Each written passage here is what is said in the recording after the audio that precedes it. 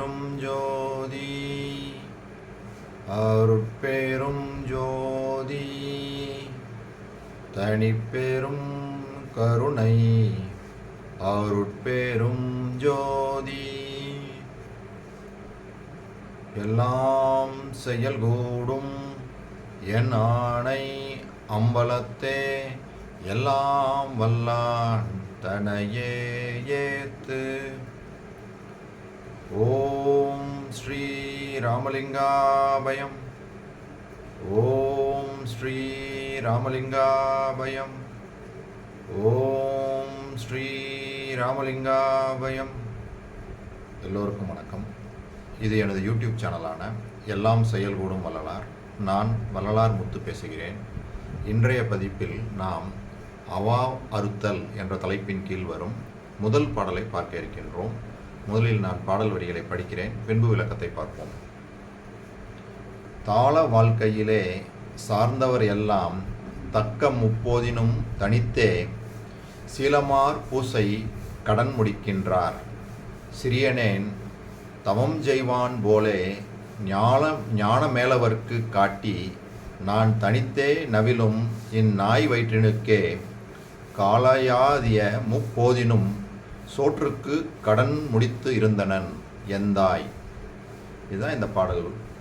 இதுக்கு விளக்கம் என்னன்னு பார்ப்போம். அது பார்க்குறதுக்கு முன்னாடி இந்த தலைப்புக்கான விளக்கம் என்னன்னு பார்ப்போம். அவா அறுத்தல் அப்படின்னு தலைப்பு வச்சுருக்காங்க. இதில் 13 பாடல்கள் இருக்குது. இப்போ முதல் பாடல் தான் நம்ம படித்தது.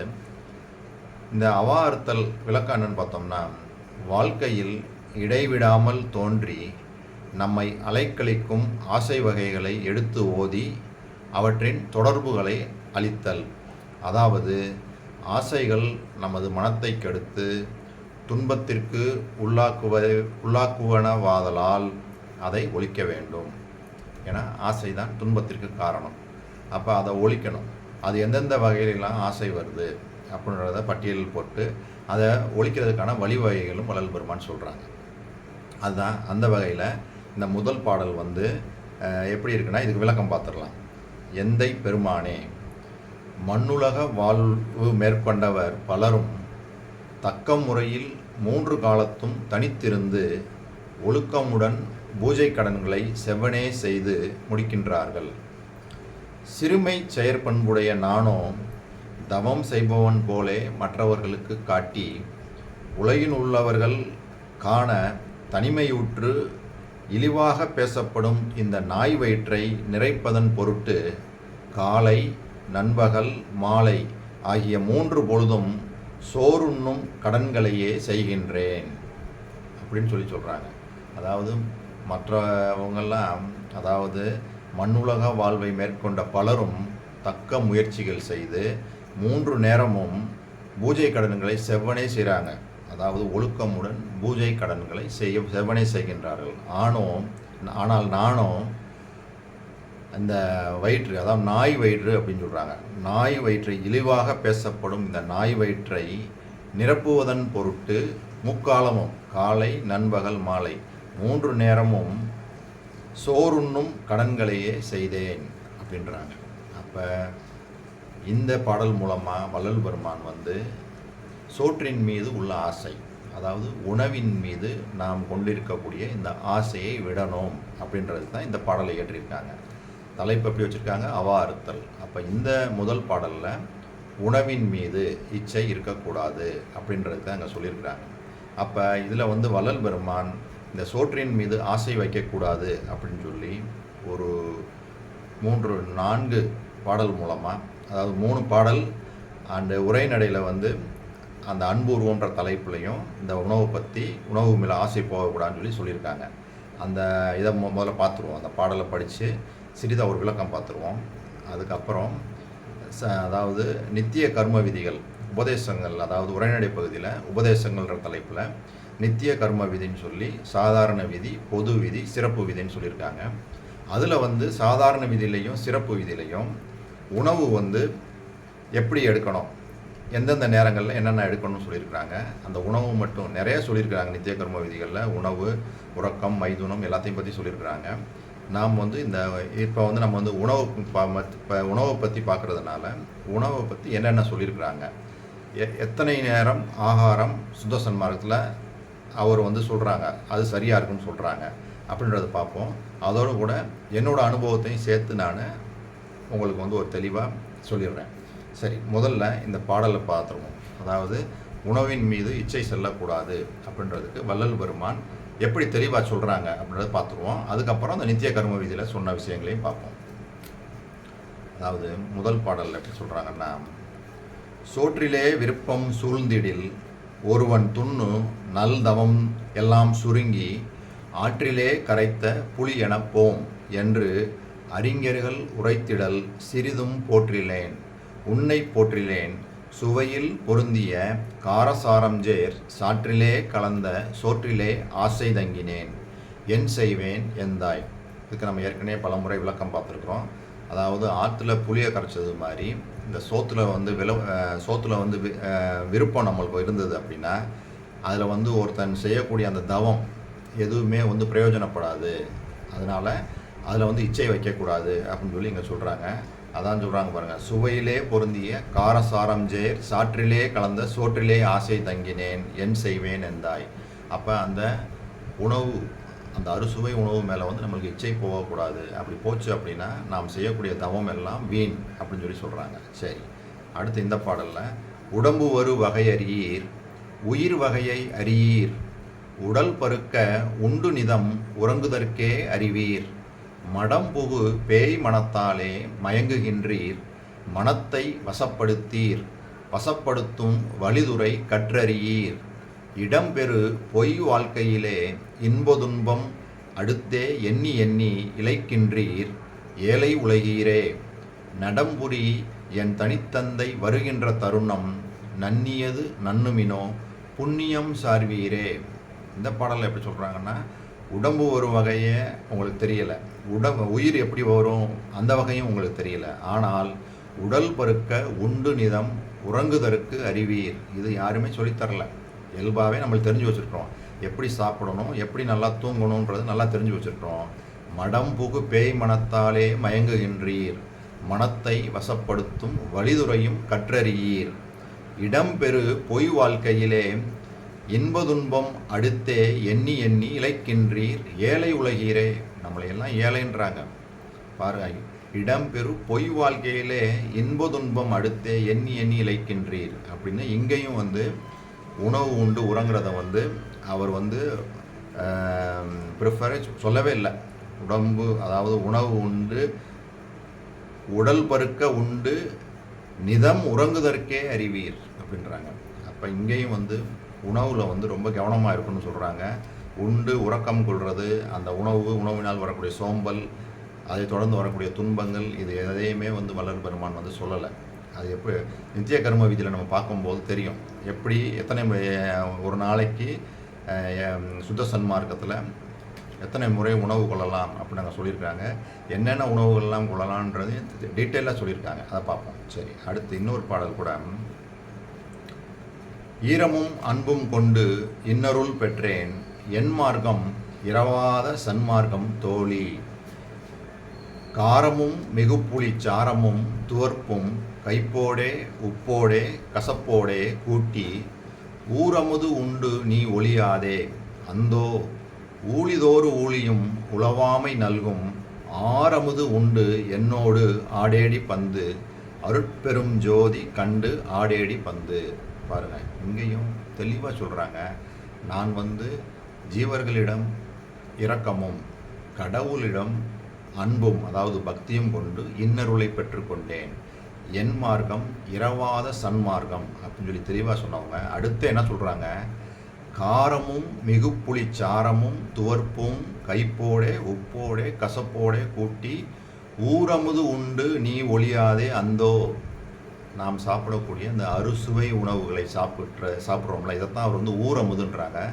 இதை சாப்பிட்டு ஒளியாதே அந்தோ ஊழிதோர் ஊழியும் உளவாமை நல்கும் ஆரமுது உண்டு என்னோடு ஆடேடி பந்து அருட்பெரும் ஜோதி கண்டு ஆடேடி பந்து. என் கூட வா, நான் சொல்லக்கூடிய இந்த நெறியில் பயணித்து அருட்பெரும் ஜோதியை கண்டு கொண்டாய் என்றால் உனக்கு ஆறமுது கிடைக்கும். அந்த ஆறமுது கிடைக்கும் போது இந்த ஊரமுது தேவையில்லை. ஏனென்றால் இந்த ஊரமுது சாப்பிட்டா நாம் மரணித்து விடுவோம். ஆறமுதை சாப்பிட்டால் என்றும் மரணமில்லா பெருவாழ்வில் வாழலாம். தெளிவாக இங்கே சொல்லிட்டாங்க. சொன்னவங்க அப்படியே உரைநடை பகுதியில் அன்புருவம் அப்படின்ற தலைப்பில் ஏற்கனவே இதுவும் நம்ம பார்த்தது தான். கடவுளை காண உண்மையாய் விரும்பினால் அழுத கண்ணீர் மாறுமா, ஆகாரத்தில் இச்சை செல்லுமா அப்படின்னு ஒரு கேள்வியை கேட்குறாங்க. அப்போ ஆகாரத்தில் இச்சை போச்சு அப்படின்னா கடவுளை நாம் காண முடியாது. நாம் கடவுளை காண உண்மையாய் விரும்பினால் அழுத கண்ணீர் மாறுமா, ஆகாரத்தில் இச்சை செல்லுமா. இங்கேயும் ஆகாரத்தில் இச்சை செல்லக்கூடாது அப்படின்னு சொல்லியிருக்காங்க. சரி, இப்போ இவ்வளோ சொன்னவங்க ஏற்கனவே நம்ம சொன்னது மாதிரி அந்த உபதேசங்கள், அதாவது உரைநடை பகுதி உபதேசங்களில் நித்திய கர்ம விதியில் சாதாரண விதியில் எப்படி சொல்லியிருக்காங்க அப்படின்னா, அதாவது சூரிய உதயத்திற்கு முன் முதல் பாயிண்ட் என்ன சொல்கிறாங்கன்னா, சூரிய உதயத்திற்கு முன் நித்திரை நீங்கி எழுந்து விபூதி தரித்து சிறிது நேரம் உட்கார்ந்து கடவுளை தியானம் செய்தல் வேண்டும் அப்படின்னு சொல்கிறவங்க. அடுத்து பின்பு களிப்பாக்கு மிகுதியாகவும் வெற்றிலை சுண்ணாம்பு குறைவாகவும் போட்டுக்கொண்டு முன் ஊறுகின்ற ஜலத்தை உமிழ்ந்து பின்வரும் ஜலத்தை எல்லாம் உட்கொள்ளல் வேண்டும். பின்பு எழுந்து சற்றே உலாவுதல் வேண்டும். பின் மலஜல உபாதிகளை கழித்தல் வேண்டும் அப்படின்னு சொல்லிட்டு அந்த மலஜல உபாதிகள் கழிக்கிறதுக்கான அந்த முறைகள் எல்லாம் சொல்கிறாங்க. எப்படி கிரமமாக கழிச்சிடணும், எதுவுமே தங்கக்கூடாது வயிற்றில், எல்லாமே போகிற மாதிரி நல்லா கழிச்சிடணும். அது சரியாக வராமல் இருந்ததுன்னா என்னென்ன மெத்தட்லாம் சொல்கிறாங்க, ஔஷதிகள் மருந்துகள் சொல்கிறாங்க, சில தியான முறைகளை சொல்கிறாங்க. இதெல்லாம் அந்த உரைநடை சொல்கிறாங்க. அதுக்கு அடுத்த பாயிண்ட்டு, மலஜல உபாதி கழிந்த பின் செவிகள், கண்கள், நாசி, வாய், தொப்புள் இவைகளில் அழுக்கு, பீலை, சளி, ஊத்தை என்கின்ற அசுத்தங்களையும் கைகால் முதலிய உறுப்புகளில் உள்ள அழுக்குகளையும் வெந்நீரினால் பற்றற துடைத்தல் வேண்டும். பின் வேலங்குச்சி, ஆலம் விழுது இவைகளை கொண்டு பல் அழுக்கு எடுத்து அதன்பின் கரிசலாங்கண்ணி தூள் கொண்டு உள்ளே சிறிது சாரம் போகும்படி பல்லில் தேய்த்து வாய் அலம்பின பின் பொற்றலை கையாந்த கரை இலை அல்லது கரிசலாங்கண்ணி இலை 1 பங்கு, தூதுவளை இலை, முசுமுசுக்கை இலை 1/4 பங்கு, சீரகம் 1/4 பங்கு இவைகளை ஒன்றாக சேர்த்து சூரணமாக செய்து கொண்டு அதில் 1 வராக நடை, 1 வராகன்றது 4.2 கிராம், 1 வராக நடை 1 சேர் நல்ல ஜலத்தில் போட்டு அதனுடன் 1 சேர் பசுவின் பால் விட்டு கலந்து அதில் உள்ள 1 சேர் ஜலமும் சுண்ட காய்ச்சி அந்த பாலில் நாட்டு சர்க்கரை கலந்து சாப்பிடல் வேண்டும். அப்போ வள்ளல் பெருமான் இந்த சாதாரண விதியில் காலை ஆகாரமாக என்ன சொல்கிறாங்கன்னா, இந்த அதாவது பொற்றலை கையாந்தகரை அல்லது கரிசலாங்கண்ணி இது 1 பங்கு, தூதுவளை இலை, முசுமுசுக்கை இலை 1/4 பங்கு, சீரகம் 1/4 பங்கு இதை ஒரு சூரணமாக செஞ்சு வச்சுக்கிட்டு அதில் 1 வராக நடை 4.2 கிராம் இதை எடுத்து 1 சேர் நல்ல ஜலத்தில் போட்டு அதனுடன் 1 சேர் பசுவின் பால் விட்டு கலந்து அதில் உள்ள 1 சேர் ஜலமும் சுண்ட காய்ச்சி அதில் நாட்டு சர்க்கரை கலந்து சாப்பிட வேண்டும். இதுதான் காலையில் சொல்கிறாங்க. அடுத்து அப்படியே மதியத்துக்கு பாருங்கள். பசி கண்டவுடன் தடை செய்யாமல் ஆகாரம் கொடுத்தல் வேண்டும். ஆகாரம் கொடுக்கும்போது மிகுந்த ஆலசியமும் ஆகாது, தீவிரமும் ஆகாது. ஆலசியம்னா தாமதம், தீவிரம்னா விரைவு. ரொம்ப ஸ்லோவாகவும் சாப்பிடக்கூடாது, வேகமாகவும் சாப்பிடக்கூடாது. என்ன சாப்பாடு சாப்பிடணும்னு சொல்கிறாங்க பாருங்கள். முதற்பட்சம் சீரக சம்பா அரிசி அன்றி புன்சை விளையும் கார் அரிசியும் தவிர நேரிட்ட அரிசியின் வகைகள் ஆகும். அது சோறாகும்போது அதிக நெகிழ்ச்சியும் ஆகாது, அதிக கடினமாகவும் ஆகாது. நடுத்தரமாகிய சோற்றை அக்கினி அளவுக்கு அதிகப்படாமலும் குறைவுபடாமலும் அறிந்து உண்ணுதல் வேண்டும். பாருங்கள், அது அந்த சாப்பாடு குழஞ்சும் போயிடக்கூடாது, வேகாமல் இருக்கக்கூடாது. அதே சமயத்தில் அந்த நடுத்தரமாகிய சோற்றை அக்கினி அளவுக்கு குறைவுபடாமலும் அறிந்தும் உண்ணுதல் வேண்டும். பசி எவ்வளோ இருக்கோ அவ்வளோக்கு தான் உண்ணணும். அதிகமாகவும் சாப்பிடக்கூடாது, கம்மியாகவும் சாப்பிடக்கூடாது. ஆயினும் 1 பிடி குறைந்தபட்சமே நன்மை. இருந்த போதிலும் அந்த அளவுக்கு கொஞ்சம் 1 படி கொஞ்சம் கம்மியாக சாப்பிட்றதே பெட்டர் அப்படின்ற மாதிரி சொல்கிறாங்க. போஜனம் செய்த பின் நல்ல நீர் குடித்தல் வேண்டும். அந்த நல்ல நீரும் வெந்நீர் ஆதல் வேண்டும், அதுவும் அதிகமாக குடியாதிருத்தல் வேண்டும். பாருங்கள் எவ்வளோ தெளிவாக வள்ளல் பெருமான் நம்ம வாழ்வியல் முறையை இன்ச்சு பை இன்ச்சு ஒவ்வொரு செகண்டுக்கும் தண்ணி எப்படி குடிக்கணும் எல்லாத்தையும் சொல்லிட்டாங்க. சொல்லாத விஷயமே கிடையாது, எல்லாமே சொல்லிட்டாங்க. எப்படி எப்படிலாம் இருக்கணும், எப்படி சிந்தனைகள்லாம் வச்சுருக்கணும். இந்த கர்ம விதிகளில் பார்த்தீங்கன்னா நம்மளுடைய வாழ்வியல் அன்றாடம் காலையில் எந்திரிக்கிறதுலேருந்து நைட்டு உறங்க போகிறது வரைக்கும் அனைத்தையும் சொல்லியிருப்பாங்க. எப்படி ஒவ்வொரு மணி நேரம் நம்ம என்னென்ன செய்யணும், எப்படி எப்படிலாம் நம்ம வாழ்க்கை முறையை வச்சுக்கிறணும், என்னென்ன ஆகாரங்களை சாப்பிடணும், எப்படி உறங்கணும், எப்படி மலஜலம் கழிக்கணும், எப்படி உடலுறவு கொள்ளணும், எல்லாமே சொல்லியிருக்கிறாங்க. சொல்லாத விஷயமே கிடையாது. அதனால தான் நம்ம இந்த நித்திய கர்ம விதியெல்லாம் அப்படியே கடைபிடிக்கணும். வள்ளல் பெருமான் சொன்ன அந்த ஒழுக்க முறைகளாகட்டும், நித்திய கர்ம விதிகளாகட்டும் எல்லாமே மிக மிக சிறப்பு வாய்ந்தவை. இதை நம்ம எல்லாமே 100% கடைபிடிச்சோம்னா நாம் வள்ளல் பெருமான் பெற்ற நிலையை கண்டிப்பாக பெற்றுக்கொள்ளலாம். அதில் எந்த சந்தேகமுமே கிடையாது. ஆனால் பிரச்சனை என்னென்னா நம்ம அதை கடைபிடிக்கிறது இல்லை. சில சமயங்களில் நம்மளால் அதை கடைபிடிக்க முடியாமல் இருக்குது. அதுவும் கூட வாஸ்தவம் தான். இருந்தாலும் நாம் முயற்சி செய்யணும். நம்மள்கிட்ட கடவுள்கிட்ட வேண்டி அந்த வள்ளல் பெருமான்கிட்ட வேண்ட அவரே அதற்கு வழிவகைகள் செய்து கொடுப்பாங்க. அதுதான் உண்மை. சரி, இப்போ அப்படி சொன்னவங்க அடுத்து என்ன சொல்கிறாங்க, பகற்போஜனம் செய்த சுமார் 17½ நாளிகைக்கு பின்பு பேயன் வாழைப்பழம், ரஸ்தாலி வாழைப்பழம், பங்களா வாழைப்பழம் சிறிது சர்க்கரை சேர்த்து நேர்ந்தால் சாப்பிடக்கூடும். காலையில் பால் சாப்பிடும்போது பசி அதிகரித்தால் இந்த பழங்களில் நெய் சர்க்கரை கலந்து சிறிது சாப்பிடக்கூடும். அப்போ காலையில் பால் சொன்னாங்கல்ல, அந்த முக்கூட்டு சூரணம் சொன்னாங்கல்ல, அதோடு சேர்ந்து அந்த பால் சர்க்கரை சேர்த்து சாப்பிடுனாங்க. அப்படியும் கூட உங்களுக்கு பசி இருந்ததுன்னா இந்த மாரி சொன்ன இந்த வாழைப்பழம், பேயன் வாழைப்பழம், அல்லது ரஸ்தாலி வாழைப்பழம் அல்லது பங்களா வாழைப்பழத்தில் நெய் சர்க்கரை சேர்ந்து சாப்பிட்டுக்கலாம் அப்படின்றாங்க சொன்னவங்க.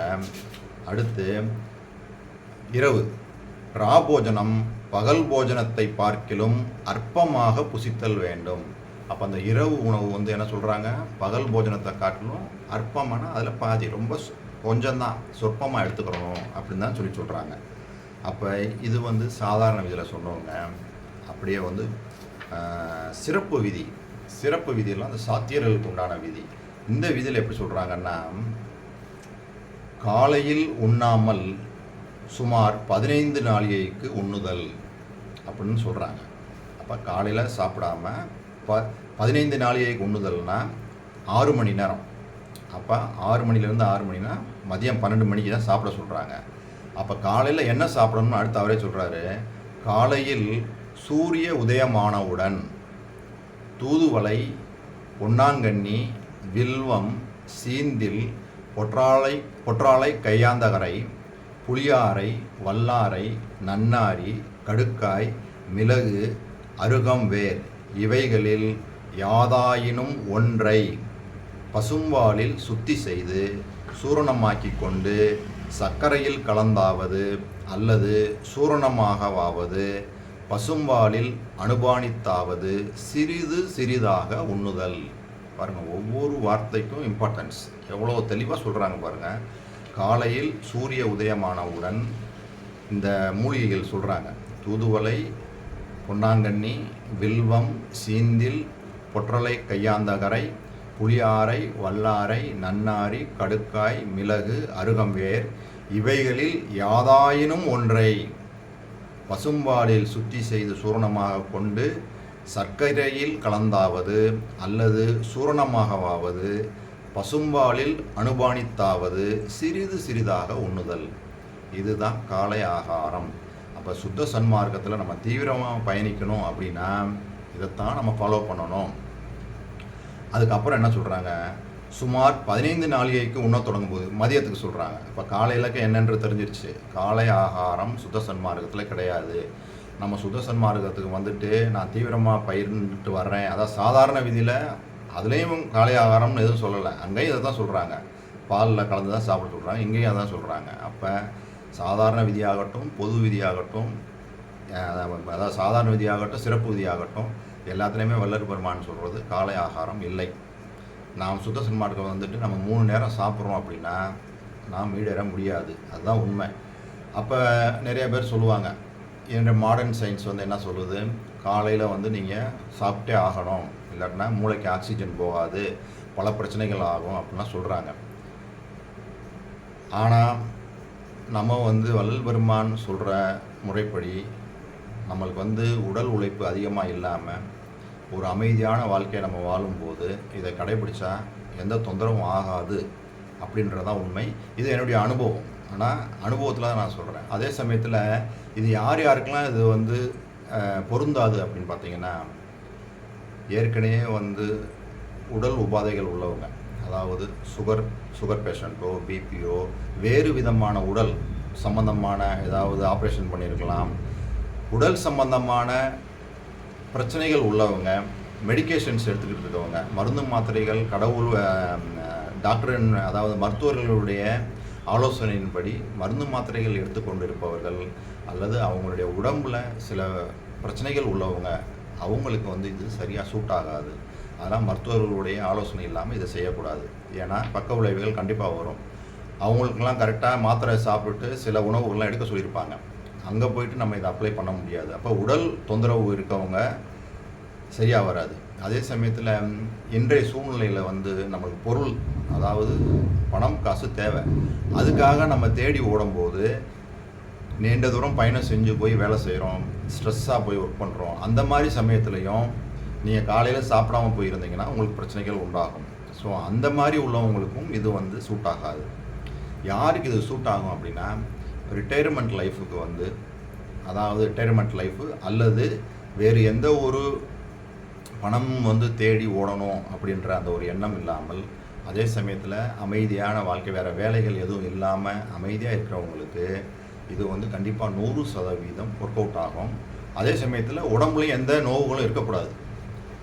இந்த மாதிரி பிபி, சுகரு, அதாவது பிபி சுகர், வேறு வேறு பிரச்சனைகள் உள்ளவங்க இதெல்லாம் எடுத்தால் பிரச்சனைகள் கண்டிப்பாக வரும். அதுவும் கொஞ்சம் பார்த்துக்கோங்க. மற்றபடி இப்போ நான் வந்து இந்த முயற்சி செஞ்சு பார்க்கும்போது காலை ஆகாரம் இல்லாமல் நான் இப்போ ஒரு 5-6 மாதமாக இதை நான் பண்ணிட்டு வரும்போது முதல் 3-4 நாள் வந்து கொஞ்சம் ஒரு மாதிரி இருந்தது. ஏன்னா இந்த உடம்புல நம்ம செஞ்சு பழக்கம். அதான் வள்ளல் பெருமான் சொல்கிறாங்க, எல்லாமே நம்ம பழக்க தோஷத்தினால வந்தது தான். நம்ம இப்படியே பழகிட்டோம். காலைல எழுந்திரிச்சா சாப்பிட்ணும், 12-1 மணி ஆச்சுன்னா சாப்பிட்ணும், அப்படியே சாப்பிட்டு பழகிட்டோம். அதனால இந்த மனசு என்ன சொல்லும்னா, இந்த நேரத்துக்கு நீ சாப்பிடலாம், ஐயோ சாப்பிடாமல் இருக்கேன்னு பாருங்கள் சொல்லும் பாருங்கள். பசி இல்லைனா கூட சொல்லும். அப்போ நம்ம வந்து பசி இல்லைனா கூட அந்த 1 மணி ஆயிடுச்சு 12 மணி ஆயிடுச்சுன்னா சாப்பிட ஆரம்பிச்சிருவோம். ஆனால் வள்ளல் பெருமான் என்ன சொல்கிறாங்க, பசி எடுக்கும்போது தான் சாப்பிட சொல்கிறாங்க. ஆனால் அவர் சொன்ன இந்த இதை நான் முயற்சி பண்ணி பார்க்கும்போது 3-4 நாள்லேயே உடம்பு பழகிடுச்சு.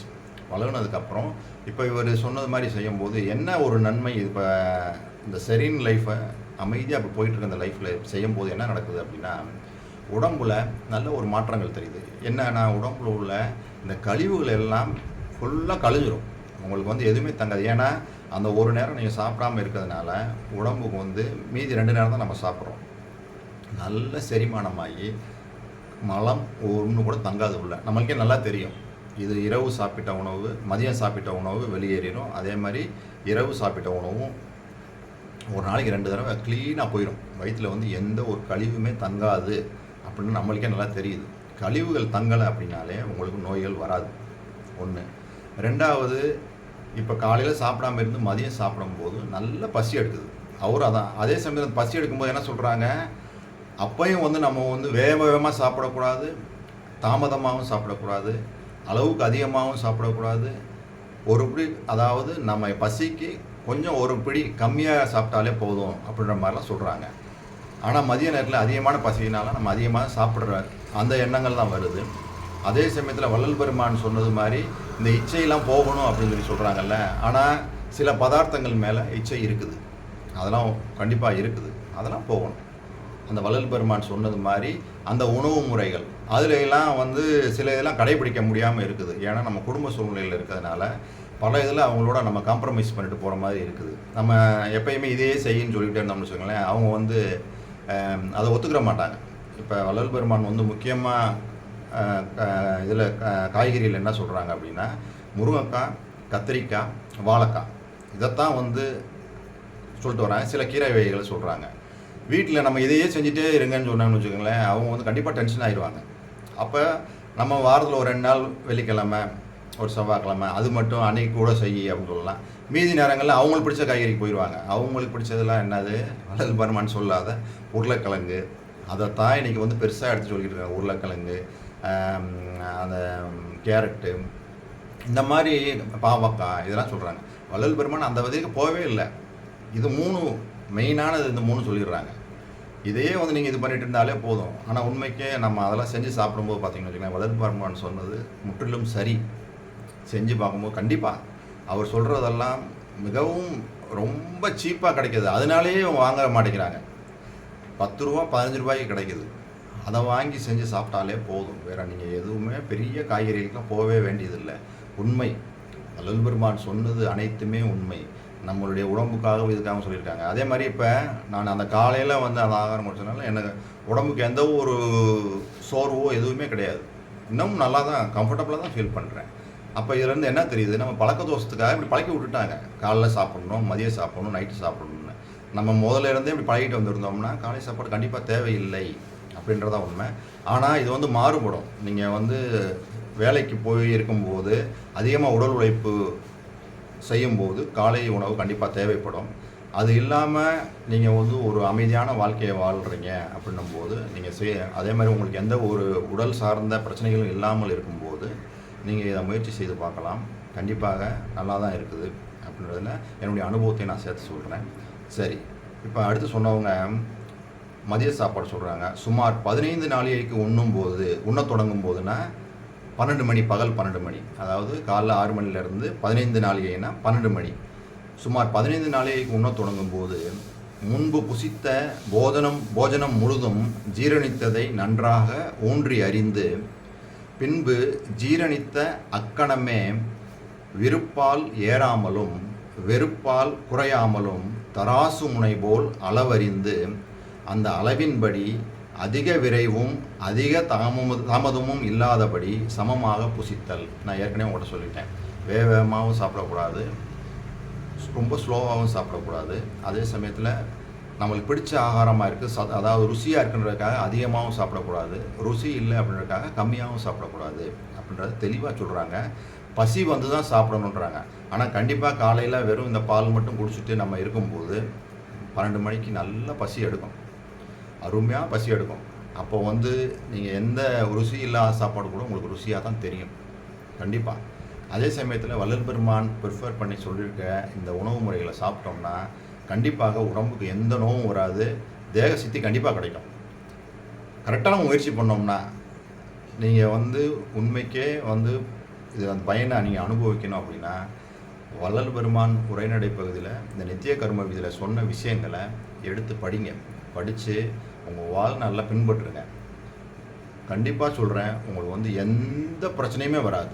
உடல் சார்ந்த மனம் சார்ந்த எதுவுமே வராது. நீண்ட ஆயுள் கிடைக்கும். அதில் எந்த டவுட்டுமே கிடையாது.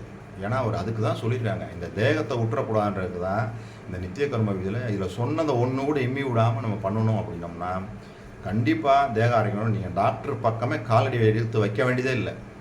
எந்த நோவும் வராது. சளி கூட பிடிக்காது, சளி பிடிக்காது. வயிறு சம்பந்தமான பிரச்சனைகள், மன சம்பந்தமான பிரச்சனைகள் எதுவுமே வராது. ஆரோக்கியம் 100% உத்தரவாதம். நம்ம உடம்பை விடாமல் இருக்கிறதுக்காகவாவது நம்ம இதை பின்பற்றணும். மரணமில்லா பெருவாழ்வை பெறுவது தான் நம்மளுடைய லட்சியம். அதே சமயத்தில் இந்த பேசிக் இதை விட்டுறக்கூடாது, இதை பண்ணி தான் அங்கே போகணும். அப்போ நம்ம இந்த உடம்பு வந்து ரொம்ப முக்கியம். இந்த உடம்பை நம்ம பார்க்கணும் அப்படின்னா வள்ளல் பெருமான் சொன்ன எல்லாமே ரொம்ப சிம்பிள். ஆனால் நம்ம சிம்பிளாக இருக்கிறதுனாலே பண்ணுறதில்ல. அவர் சொல்லியிருக்க அந்த காய்கறிகள் இதெல்லாம் பார்த்திங்கன்னா மற்ற காய்கறிகளை காட்டிலும் விலை குறைவானது. அதே சமயத்தில் நம்மளுக்கு வந்து நீண்ட ஆயுளையும் ஆரோக்கியத்தையும் எந்த விதமான நோவுகளையும் கொடுக்காது உடம்புக்கு. நீங்கள் போய் சுகருக்கோ பிபிக்கோ வர்றதுக்கு வாய்ப்புகள் கிடையாது. உடம்பு 100% சத்தாக இருக்கும். நம்மளுக்கே அது தெரியும். அவர் சொன்னது எல்லாமே அருமையாக சொல்லியிருக்கிறாங்க. நான் உங்களோட தயவுசெய்து உங்களை கேட்டுக்கிறது, எடுத்து உங்களுடைய வாழ்நாளில் பின்பற்றிட்டு வாங்க. நம்ம இன்று சாப்பிடக்கூடிய இந்த ஃபாஸ்ட் ஃபுட்டு மற்றும் என்னென்ன அந்த மாதிரி இதெல்லாம் வந்து தயவு செய்து தவிர்த்துருங்க. அதுதான் வந்து நான் உங்கள்கிட்ட ஒரு வேண்டுகோளாக வச்சுருக்கேன். சரி, இப்போ இப்படி சொன்ன அவங்க அடுத்து வந்து என்ன சொல்கிறாங்க,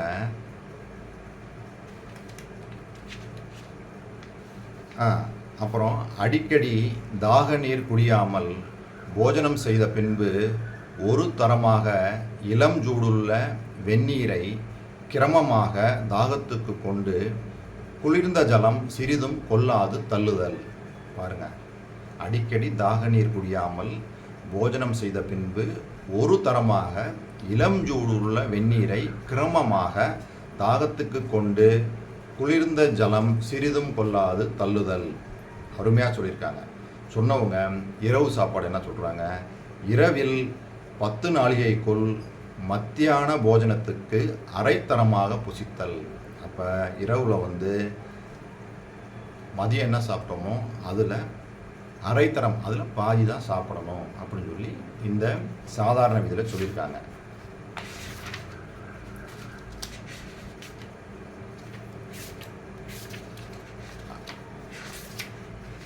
மன்னிக்கணும், இது நான் இப்போ பொது விதியில் சொல்லிட்டேன். அது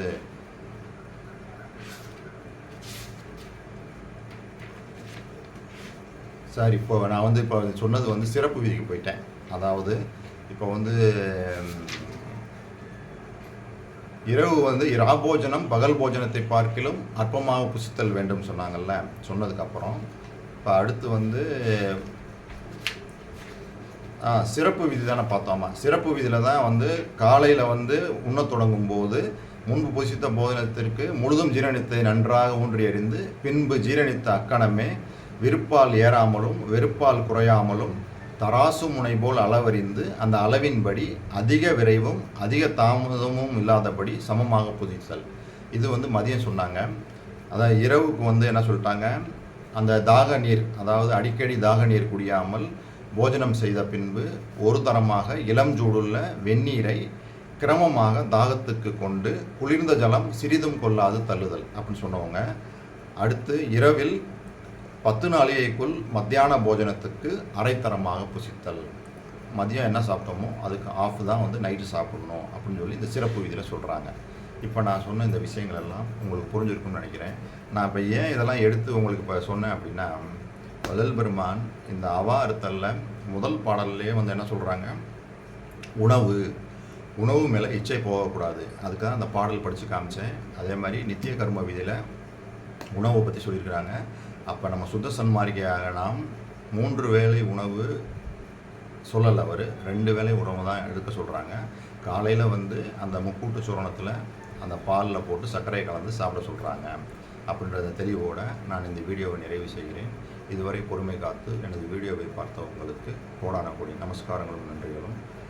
மீண்டும் நாம் அடுத்த பதிவில் 2வது பாடலுக்கான விளக்கத்தை பார்ப்போம். அருட்பெரும் ஜோதி அருட்பெரும் ஜோதி தனிப்பெரும் கருணை அருட்பெரும் ஜோதி.